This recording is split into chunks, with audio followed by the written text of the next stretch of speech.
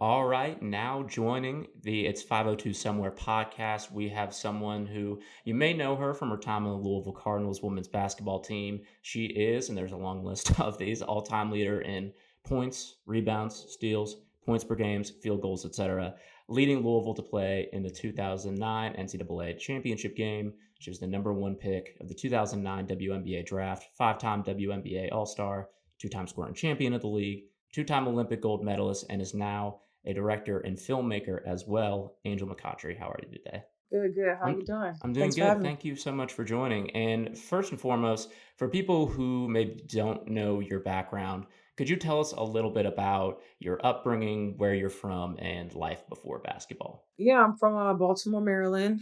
I've been playing basketball since I was 8. So I'm 38 now. So you're talking about 30 years of wear and tear in this body. Played in Atlanta for a majority of my career, and then I played in Las Vegas. And then at a young age, did you have those greater aspirations of basketball being a central part of your life, education, and career? And who were some of your inspirations? Yeah, probably when I was like about 12, the WNBA came into existence, and I remember people telling me, "Hey, this thing you play basketball every day. You can play in this thing called the WNBA," and I'm like, "What's that?" But mind you, we played us little girls, we played basketball before the WNBA and just loved it, right? These kids now have the WNBA their whole lives. So they have more aspirations and they have NIL and everything. But people during my era, we just played for the love like so deeply. There was no NIL, there was no WNBA. So it was just that deep passion of this sport. And you get labeled a tomboy because there's no other girls out there. I was the only girl. And it's like, why do I love this game so much? And I'm the only girl out here. And that was the unfortunate part about it during my era and probably before. But I'm glad to see more young girls are out there playing like, more than usual. And when you got into the college game, you arrived in Louisville in the 2005 2006 season. What about the program and the city connected with you at the time to make the decision to play your career here? Well, it definitely wasn't this program like, "Oh, they're a winning program. Let me come here. It's UConn, Tennessee." Like, it was not that, It was just literally I had to go I took a gamble, literally. There was nothing about the women's program. It was just Patino and Bobby Petrino during that time for football. No one had heard of Louisville women's basketball. They had never been past the first round of the NCAA tournament in their existence. They'd never been ranked in their existence. So there was this non-existent women's program that nobody knew about. So I took a gamble, but I felt it. I felt like, okay, something's here. I don't know what yet, but I'm going to follow my heart on it. And then as you guys got in for those first couple of years, I think you made a couple NCAA tournaments. Jeff Walz Mhm. arrived, I think, in your junior year. What do you think he Yeah. brought to the program as you and the team were already kind of building something special in your first 2 years? Yeah, because my sophomore year, we had, got ranked for the first time and we had a great team and we knew that we were going somewhere. We knew we just needed an extra piece, an extra push that can get us over the top with the talent we had. And Jeff Walls knew what it took. He had just won a national championship at Maryland. He was an X and O's guy. I mean, for God's sakes, he's still tricking people by going to the other half of the court. He's still doing that, And then still they go to doing that. opposite side. Still doing that. Like, come on, guys. Like, so he was really a smart coach. And what he taught me was like, he showed me like about my attitude because I was feisty. I'm from Baltimore. We have this attitude. Not that it's a bad thing, it's just maybe expressed, wasn't expressed the right way. He taught me about that. He taught me how to like get my teammates in the gym with me if I want to go to a Final Four. Like, you can work as much as you want to by yourself, but if everybody else ain't better around you, what are you doing? And I was like, started bringing my teammates in. And Becky Burke, who's now the head coach at Arizona, we would get in to shoot threes, different girls, and literally, I went to a Final Four national Yeah, championship game. and you all reached that national championship game in 2009. What was that experience like, Mhm. and what did it mean to you and your teammates to be able to make such a big leap? It meant a lot because obviously we were always counted out. We weren't the team that should have been there. We didn't have high school Americans. We didn't have what teams deem now as a Final Four type team. But that's the beauty of our story was that like we made it without any of that, and we just put each other in our backs, and we just played so hard.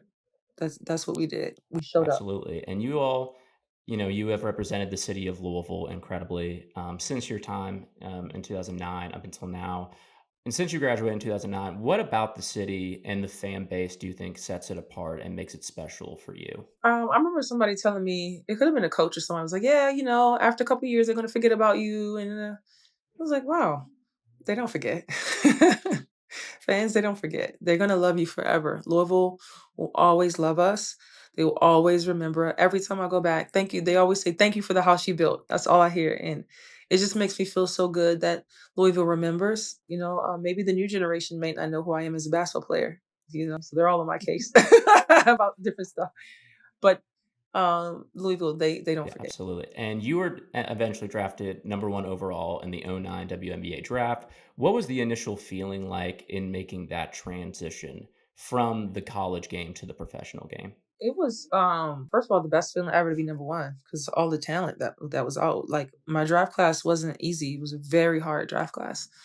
And then going to Atlanta was not easy, I will admit. My rookie year was very hard, very tough. I didn't truly get along with the coach during that time. It was just at odds. It was a lot of just struggle. But I know that somehow I made the rookie of the year. Somehow, we're not even playing half the season. If you look at my stats, my rookie year, I didn't play the first half.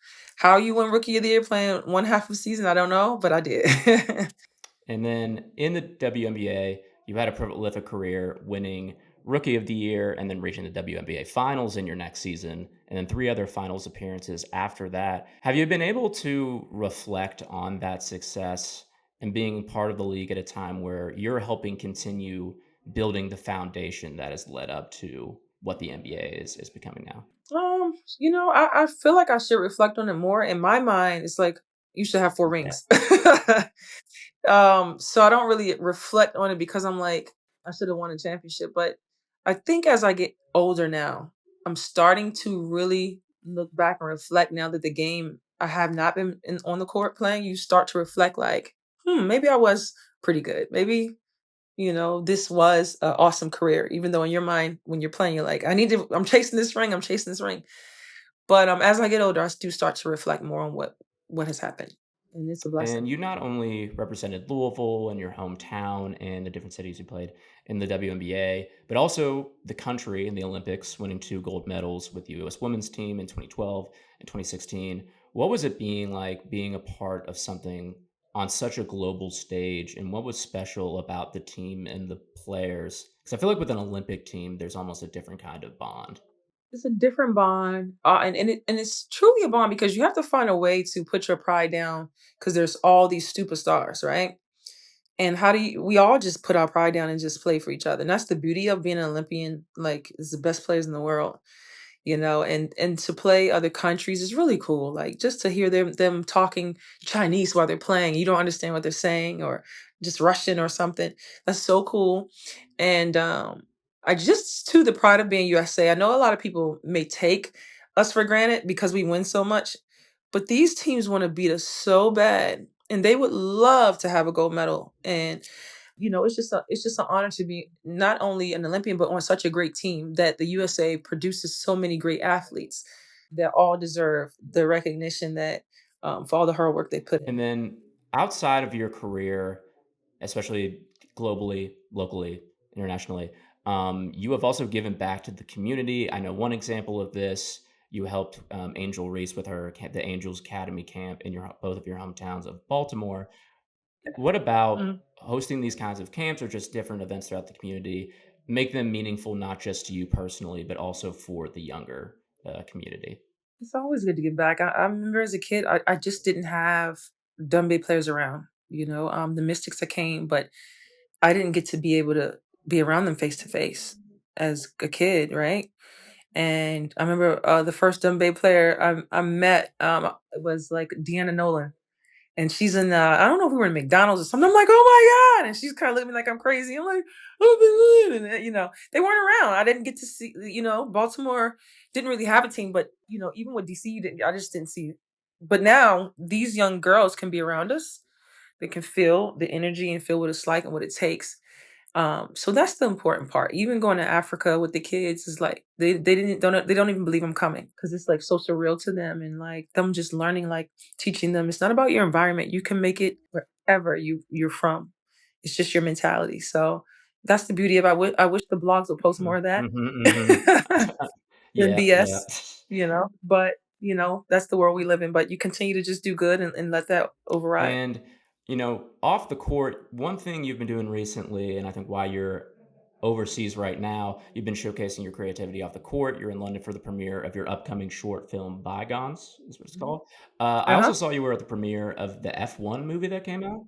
How was Oh my that? God. Did you meet Brad Pitt? Did you meet other stars? How did that go? I did. I was next to him, and then as I got closer, everybody was like getting security's getting all shaky. But he gave me a little, you know, I got you. Like I got you. Just but what a wonderful experience being a filmmaker to be in this space because I was trying to figure out what am I going to do after basketball. I have no idea. I started commentating, and I was like, I don't know if this is my 100% deep love to be in the studio studying. I was on camera forgetting people's names and like sweating profusely. I'm like, I don't know if my anxiety will allow me to continue to do this. But as I got into films, I felt comfortable and I felt like that same adrenaline as basketball. I'm like, this is what I'm supposed to do. I'm a filmmaker. And when I direct, I feel like a basketball coach who's directing her team to win on this film. Like one of the girls in the Bygones film, when you see it, I had to get her to cry. So I had to get it out of her. And that's what a coach does in basketball. You have to get the best out of your players. So that's how I related to it. And it feels so good to me. So I know like I'm in the right space. And to be here tonight at F1 was like just surreal. Just to be around actors that people just see on TV would never be around. Like I'm around Brad Pitt and all these. So I know I'm in the right space and I know in due time I'm going to be on that level to produce films. And hey, we need more women sport movies, right? You got F1. Let's get more women. It's not many. There's not a lot. So I want to get women's sports movies to that level, like Yeah, and tonight. then you also the premiere of your film Bygones in London as well. Mhm. Tell us a little bit about the inspiration behind that film itself, and maybe in its inception. First of all, what a blessing to be able to premiere internationally. That is so amazing, right? And then second, the inspiration behind Bygones. I wanted to tell a woman's sports story, but I wanted it to be a little different to start. Obviously, I'm working on WNBA TV show for many years, for almost 6 years now. Different things, but this one is different. This one is a relationship between Carissa and JJ, who kind of becomes her coach. But there's this rift between them because something in his past that relates to her. So it gives a little twist out of it. It's a sports drama. I don't know if we heard that genre really, but sports drama. Well, I'm very excited to see it. Do you know when it'll be able to for the masses? Yes. Actually, so I've been doing this premieres, this tour and stuff, and I haven't even worked on my distribution yet, but I am starting to work on that and starting to talk to some people. So if you guys give me a couple months, some time to figure out what platform it'll be on, I'll definitely be announcing that as soon as Absolutely. possible. So I'm And working all on that that now. sounds Yeah. incredibly exciting. And I've seen you have Yeah. other creative endeavors. I saw something about like an Amazon Prime show potentially you posted on So Instagram. that one, yeah, that one is gonna be got picked up to be on Prime. That's gonna be a Yeah. scary thriller. So that one's gonna be. I want y'all jumping out your seat because thriller is really my favorite genre, right? So I'm gonna mix it up. I'm gonna do sports films, docs, genres. I mean, scary thrillers. So I want to just mix it up and keep it fun and I keep feel it like with flowing. thriller too, you can really bend that genre a lot. You could do like a romantic thriller, a sports thriller, a horror thriller. So It's yes, very. oh, sports thriller. I know there's a sports Hmm. horror movie coming out that has like Marlon Wayans in I it. think well, I saw something. Well, that's for Yeah, it's football, like right? Like college something like football. that. I don't know if that's more of a straight horror, but I think sports thriller. There's something there. That's gonna be interesting. So in Yeah. these, what are you most excited about as you continue to build? And what advice would you give for athletes who are interested in pursuing careers, not just in film and TV, but other kind of creative pursuits? I would say to really figure out, while you're playing what your other passions are while you're playing. Don't wait. Figure it out now. And those who want to be creative, like just keep creating ideas. The more weird, the better. We need more weird ideas out in the world. There's not enough. I always tell people that. And when you have a thought, write it down because if you forget it, it's going to go to someone else. The universe will give it. God will give it to someone else. So continue to put out your ideas. Like even if it's you don't say, "Oh, I don't have the money to afford it." Well, do it with your phone. Film with your phone. You're a director, and many big directors will tell you that. Start filming. Start being creative. Just do it. No Yeah, it's excuses. the experience that's key, I think, in almost anything. So, Exactly. one final section, then I'll get you out of here because I know it is very late where you are, but thank you so much, Of Angel, again for joining. Really do appreciate it. Louisville legend. course. We love you. Mhm. So Absolutely. this section is called Crumb's Corner. It's just a little rapid fire section. So we'll go through Ooh, and alright. get started right away. So you have an ice cream shop called McCoughtry's. What is your Uh-huh. favorite flavor either there or elsewhere? It could be just a ice cream flavor in general. At my shop, banana pudding is Mm, my favorite. okay, Elsewhere, I would say I like lavender, a okay. lavender. Another this is kind of Yeah. related to the film question. We kind of already answered it a little bit, but maybe, the dream genre for you to work in film-wise, maybe even just the weirdest one where you're like, "Maybe I could try this," you know? Later on, maybe a really cool sci-fi with all special Mhm. effects and all that kinda stuff. That'd be Excellent. cool. Yeah. Number 3, what was your favorite moment as a Louisville women's basketball player that you can think of? Probably going to the national championship and beating Oklahoma. Yeah, Final Four, big time. Yeah. I'm still trying to figure out if Courtney Paris paid back her scholarship. Did she said she promised that, but we'll talk Yes. about that Uh, Question, later. I think you were on a recent podcast where we are talking about WNBA expansion, and, I do think that the city of Louisville would be a great potential landing spot for a WNBA franchise. If they were to add a team to Louisville, what would be your name for that team? I like Louisville Mhm. Legends. I don't know, something related to the city, maybe Louisville. I don't know, but I like Louisville Legends. But we'll figure it out. So the That's a good. We'll I'm work work on that. Thank you we'll for workshop it, that. we'll workshop it.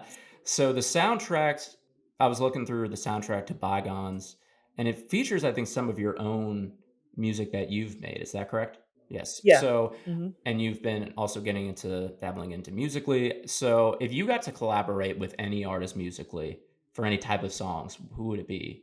Or who would be maybe 1 or 2 that you would think of? I really love Pharrell. I love his creativity. I would love to work with Pharrell, and I would love to work with Lauryn Hill. And then final question in the rapid fire. What is just overall the best piece of advice you have received in your career? Could either be sports, in your budding film career, etc. Let go and allow. We don't have to force everything in life. You know, when you let go and allow, you have more peace. That's probably my best advice I've ever got. And then actually, I might have one final question. Do you know what the show Survivor at all? Yeah. Yeah. So, and just like the general concept, I keep asking this to people, but it's kind of a fun Yeah, question. yeah, yeah. So, if you were on the show Survivor with you and your former college and professional teammates, so it's like a WNBA slash Louisville Oh, season, jeez. who do you think, one, who would maybe be some people that you would want to team up with throughout the season? And who do you think would emerge victorious on a game of Survivor? Imma team up with Candace Bingham because she's gonna be smart. She's gonna get us out of there. Desiree Bird, Shantice, I don't know what they gonna be doing.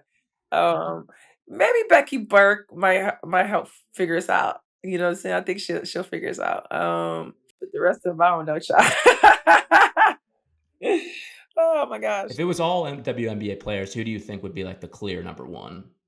They're taking everybody down. Nneka. Okay. She's just so smart and she just knows what to do.